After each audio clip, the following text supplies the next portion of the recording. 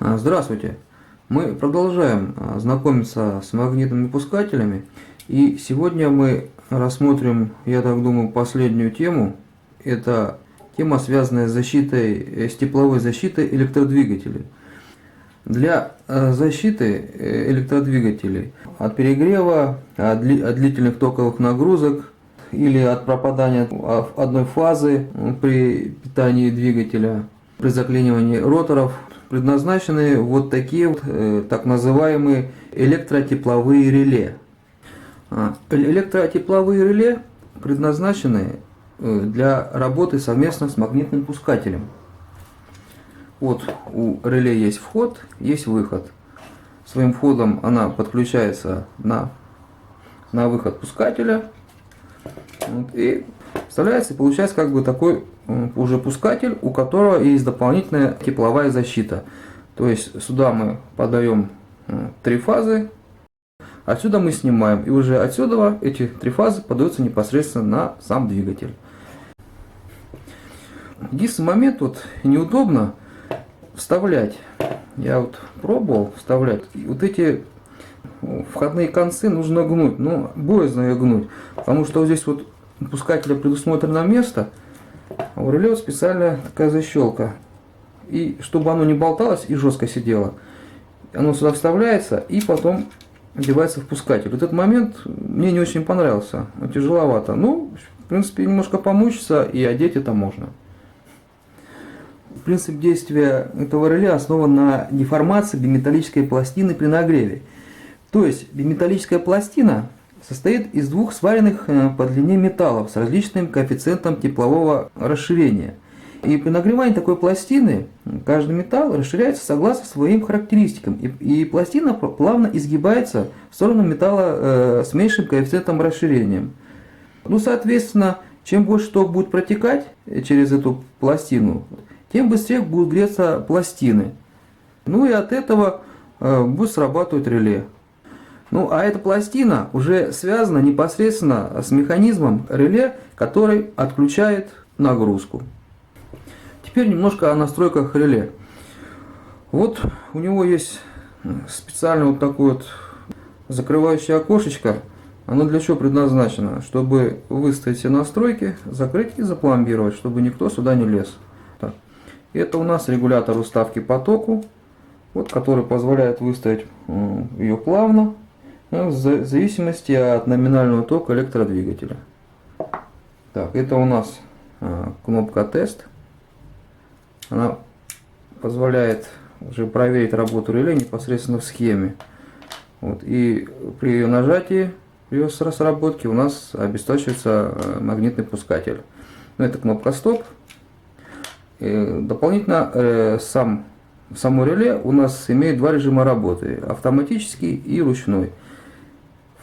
Если вот он в таком положении стоит, то у нас, значит, реле работает в автоматическом режиме. Если мы выкручиваем, то у нас получается реле в ручном. Что это такое? Автоматический режим здесь предназначен для того, когда реле сработает и отключит магнитный пускатель, и когда биметаллические пластины придут в исходное состояние, то реле сама придет в исходное состояние и опять будет готова к работе. Если же будет в ручном положении стоять, то реле нужно будет дополнительно включать. Ну а теперь давайте сейчас соберем схему и посмотрим, как она будет у нас работать. Ну вот у нас стандартная схема подключения магнитного пускателя. Как помните, кнопка стоп, кнопка пуск, магнитный пускатель. Вот к его выходу подключено электротепловое реле. Да, еще такой момент я не сказал. У электротеплового реле есть 2 контакта. Этот нормально замкнутый, этот нормально разомкнутый. И вот своими контактами реле управляет работой магнитного пускателя. В данный момент у нас задействован нормально замкнутый контакт. Как собрана схема? Фаза приходит на кнопку пуск. С кнопки пуск фаза поступает на один контакт нормально замкнутого контакта. На вход нормально замкнутого контакта, с выхода этого контакта фаза поступает на катушку магнитного пускателя. Это у нас самоподхват, как вы помните. Если вы не помните или забыли, то можете еще раз посмотреть мои два ролика, где я рассказывал, как подключить магнитный пускатель и как реверсивный магнитный пускатель. Ну, здесь все понятно, да? Самоподхват у нас подключен параллельно кнопке пуск. Как работает? Нажимаем кнопку пуск, все у нас сработало. Теперь, если здесь вот еще есть пару кнопок, которые я говорил. Первая кнопка стоп. Когда вы нажимаете, пускатель обесточивается. Это, допустим, кнопка нужна там, ну, в аварийном режиме работы, наверное, я так думаю. Когда, допустим, двигатель перегревается, вдруг вы обнаружили там или начал уже, ну, гореть, а реле и не сработало. И кнопка тест, которая предназначена для тестирования схемы. То есть мы ее нажимаем, видите, пускатель сработал. Разница между этими кнопками в чем? Если, когда вы нажимаете эту кнопку, просто отключили магнитный пускатель. Когда вы нажимаете эту кнопку, отключили магнитный пускатель, то этот контакт нормально открытый, он как был, так и остался, у вас нормально открытый. А когда вы нажимаете эту кнопку или когда срабатывает само реле, то этот контакт замыкается и, например, используя этот контакт, вы можете сюда подключить лампочку и вывести ее куда-нибудь там на видное место на щит. И когда загорится лампочка, то вы будете знать, что данный двигатель у вас отключился по тепловой защите. Ну вот давайте сейчас я вам сюда подключу лампочку, мы посмотрим, как это будет работать. Так, ну вот я подключил лампочку. Здесь вот что получается. Вот я взял 0. Вот куда я 0 подвел на питание магнитного пускателя. А фазу взял через контакт. На вход я с блок контакта взял фазу, которая сюда приходит от кнопки стоп, и завел на вход контакта. А с выхода контакта я уже подключил непосредственно саму лампочку. Так, теперь что у нас получится? Вот, допустим, у нас схема работает. И если когда сработает тепловая защита, сработает реле и лампочка загорится. Как только двигатель остынет, реле тоже остынет и лампочка потухнет. И это будет говорить о том, что можно опять запускать двигатель. Но в том случае, если у него проблем нет там с обмотками или там, ну, всякое бывает.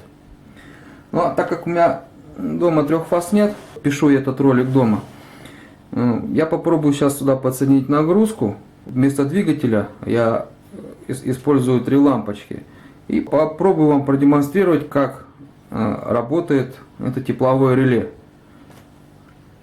Ну вот я подключил нагрузку. Так как, повторюсь, пишу ролик дома, 3 фаз у меня нет. Я вот фазу вот перемычками размножил на вход, то есть у меня получилось здесь 3 фазы. Здесь я с выхода реле взял, подключил по одному выводу лампочки, вот, ну и соединил и подключил к нулю. То есть как бы сымитировал 3 обмотки двигателя. Конечно, это далеко не то, но хоть как-то попробуем продемонстрировать, как работает это реле. Хотя с лампочками это реле работает не очень хорошо. Вот в данный момент мы включаем. И теперь, допустим, у нас обрыв фазы какой-то. И у нас, по идее, должно сработать реле. Еще раз говорю, это далеко не электродвигатель. Вот, по идее, сейчас, когда пропала одна фаза, ток должен расти, но у меня нет такой возможности показать, что у меня ток растет. Сейчас, по идее, должно сработать.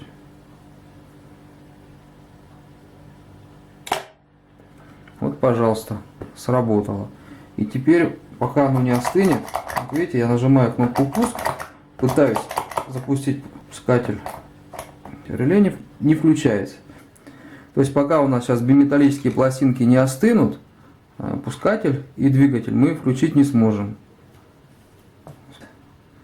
Так, можно сейчас регулятором чуть побаловаться. Вот, щелчок. Так. Вот, опять включили. Но опять же, это до того момента, пока сработают пластинки. Так, сейчас даже можно включить. Имитируем.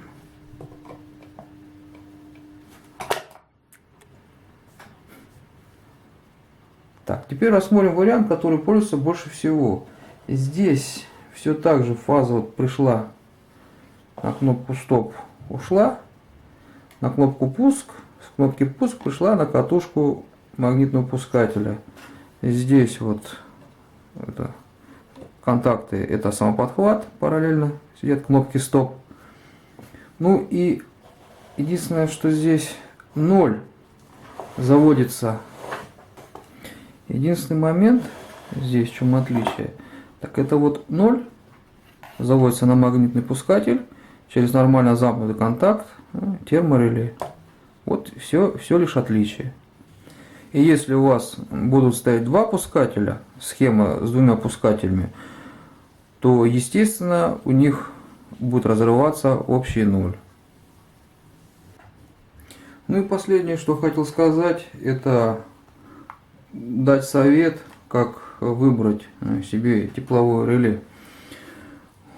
Когда вы покупаете реле, идет мне вот такое руководство по монтажу и по эксплуатации. Так вот, здесь есть такая табличка. В этой табличке как раз вот написано тип реле, потом идет диапазон регулировки тока, ну и типы реле, которые, и типы, что написано, предохранительные, которые предназначены для защиты реле. Так как имейте в виду, вот, что это реле, оно от короткого замыкания, двигатель не спасет его, это реле самой надо спасать от короткого замыкания. Поэтому силовую часть электродвигателя обязательно запитывайте через автоматические трехфазные выключатели. Так вот. Здесь для каждого типа реле предусмотрен свой диапазон регулировки тока. Он дан в амперах, то есть 0,1-0,25. Это говорит о том, что через контакты реле можно пропускать ток в пределах от 100 мА до 250. И в этом диапазоне можно регулировать уставку. И это о чем говорит, что вы должны выбирать нагрузку, которая будет с такими же параметрами. Допустим, если вы используете какой-то двигатель или какую-то нагрузку, то максимальное потребление должно быть не больше 300 мА. Ну и дальше. Вот у меня реле тип 0,2. Вот здесь вот указано на шилдике 0,2. Значит, мы смотрим вот это реле. У меня можно питать нагрузку от 160 мА до 250. Практически то же самое. И дальше, видите, уже идет типы реле, вот, который, например, 1306, уже от 630 мА до 1 ампера нагрузку можно питать.